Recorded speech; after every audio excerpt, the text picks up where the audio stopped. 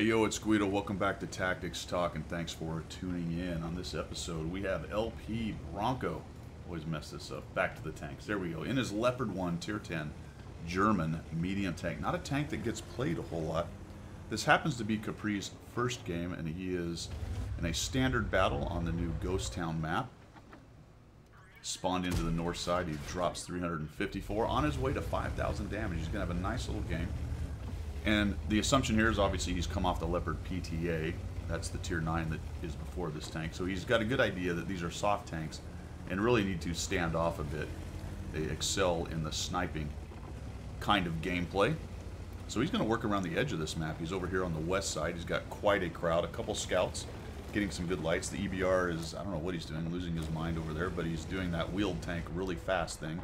We'll see if he survives that whole run. He's headed back into the backfield.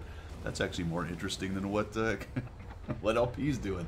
I want to see what that guy's doing. He's got the artillery lit, and the light tank, the Kanonen, and LP are following up in the rear guard here, or pulling up, not the rear guard, but pushing up as that EBR just rages in, comes out with 617 hit points, and these guys are able to advance all the way up here, and that is one of the things about the wheeled vehicles, is they can cause complete chaos. Look at this. He's got all three of these guys back here. The EBR's got them all in a kerfuffle, worried about it, and LP's going to take advantage of it with his Leopard. Now, I think I would have prioritized the Centurion AX. He's a bit more of a threat. He's also not moving and doesn't have as good a frontal armor, especially when you consider shooting heat. The AC-48 with all its angles can give heat quite a bit of trouble. So we're just going to start farming this Centurion who is tracked. And look at the artillery is all dead. EBR's done his job. And LP's doing a nice job here sniping and shooting into where that guy is. And looks like he actually got one of those shots in there, and then he dies. So he's been tracked the whole time. Poor Centurion AX had no chance.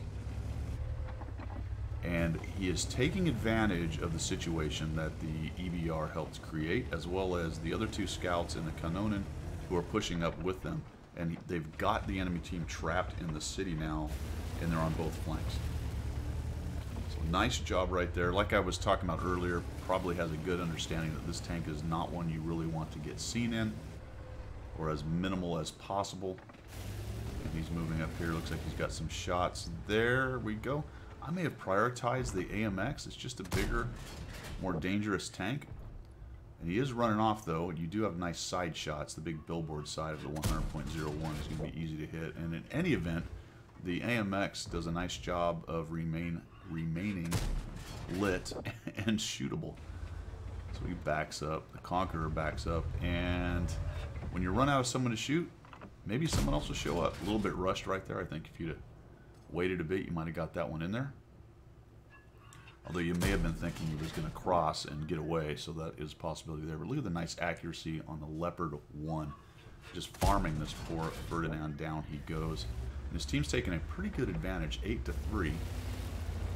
The enemy team is all in the town, and now we've got to come in from a couple directions. That's good and bad. The good is that it's coming from a couple different directions. The bad is that the enemy team is all together, and in theory should be able to help each other a little bit better than LP's team that's a little bit split up. But they're dying wholesale, and it's pretty much all over but the shouting. Nice job on the sniping. Now, at some point, you're going to have to get on your horse and come in and start shooting people. Gets a shot into the back of the 110, backs up, not really wanting to take an immediate hit from the 110. I like this mobility, just goes right across. That makes the shot a little more difficult, and unfortunately, now he's crossfired. There's an ISU behind him, and now he's fighting three tanks. An ISU behind him, the 110. I think I would have backed out of that, potentially, right there, LP. Instead of pushing in, I might have taken that shot, or maybe just crossed and take the shot and go around this corner, just run away. Because now you're fighting both these dudes, and that's not going to go well for a Leopard 1. Yeah, I'll tell you what, it goes a lot better than I thought it might have. 50 TP tries to stop you from killing the 110. You back off there, and you're probably expecting to die at any moment. A little auto-aim, get a bounce. 50 TP, the shot probably went a little too high and went into his turret. Trying to survive. We actually get one more shot in here, and the same thing happens with the auto-aim. That's unfortunate, and down you go. But nicely done right there. When he sent me the message on this, said, yeah, I misplayed the end of it a little bit right there. I think really the best plan would have been as soon as you got hit by that ISU and you saw those two there was just to run around this corner, fall back to like the Ferdinand and just get away. Use the mobility of the Leopard to get out of that. You'd have taken maybe a hit or two, but you'd still been alive. As it was, there are some blind shots in there, so this is a 5,000 damage game on his first game, and the Leopard won. The good news, like I said, is this fight's a lot like the Leopard PTA, so if you ground through the PTA, you've got a good idea of how this thing's going to go as well. Top tier in a 357, that's always a good thing as well. But, dude, nice game, man. Nicely done. A good example for everybody out there of Leopard 1 play, which you don't see a whole lot of. Not a lot of people play the Leopard 1. It's not very popular and doesn't work really well in the current meta, but it's mobile, very accurate, pretty good gun depression.